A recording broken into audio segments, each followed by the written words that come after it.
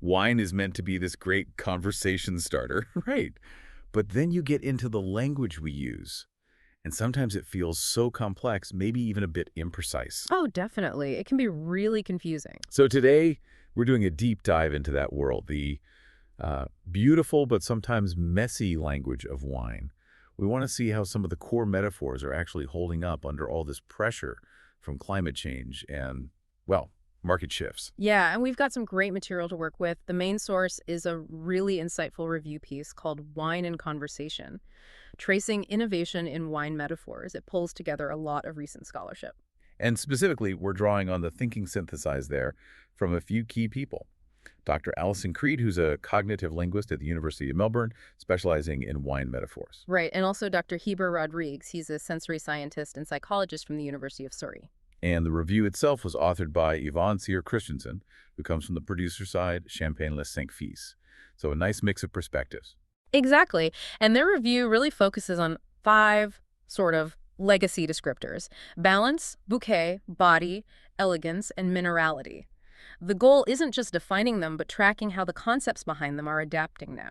It reminds me of that saying, wine is maybe the only product that demands people comment on it. Mm-hmm. But the vocabulary is often so specific, it can lead to what the researchers call deceptive inference, which sounds fancy, but it just means you think you understand the term. But you might not, really, not in the way the expert intended. And that's where cognitive linguistics, specifically conceptual metaphor theory, or CMT, comes in handy. Okay, CMT.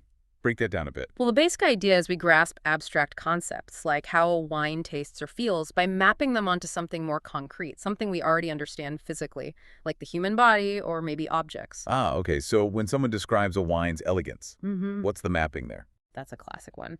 It taps into the conceptual metaphor wine is a person. So elegance isn't something in the wine. It's us projecting personality traits, grace, sophistication onto the sensory experience. Got it. And body. That feels more physical. It is, but still metaphorical. It's not about literal weight or density like water versus oil. It's a projection of physical mass or even human anatomy onto the wine's structure. Its density, how it feels in your mouth, the mouthfeel. Okay, that makes sense. What about balance? That one feels like it should be straightforward, like just measuring acid and sugar. You'd think so, but the research suggests even balance functions metaphorically.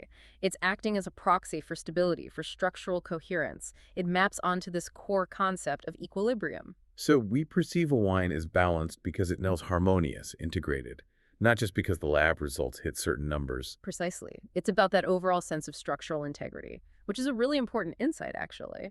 It really is. Because if our wine language is basically this map of sensory reality, what happens when climate change starts, redrawing the map? How are these big forces changing the words we use? Well, climate change is having a huge impact. Hotter growing seasons mean warmer wines, generally higher alcohol, and often lower acidity. That's creating a noticeable linguistic drift. A drift.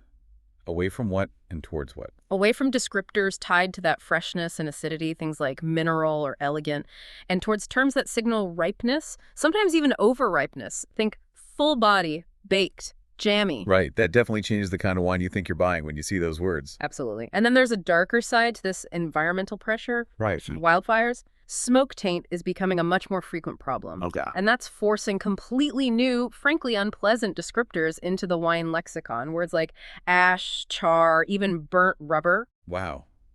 Those are really jarring terms. They're metaphors of damage, aren't they? Pushing out the more positive ones we used to associate with quality, like the elegance of the bouquet. Exactly. It's like the language itself is reflecting this environmental stress. And then, running parallel, you have market forces, especially the rise of Nonolo wines, no addo, and low alcohol. Ah, right. How does that change the language? Well, the process of removing alcohol often leaves the wine with a lighter body, maybe a flatter texture. So the descriptions tend to shift away from structure and weight. Towards what then? Towards things like crisp, refreshing, bright.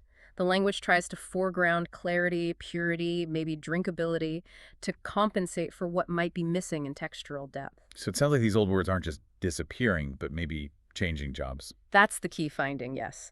It's less about erosion and more about metaphorical recalibration. The terms adapt, take bouquet. You might see it less in simple consumer notes now. Aroma is often preferred there. But bouquet gets reactivated, in serious professional discussions about the complexity that comes with aging.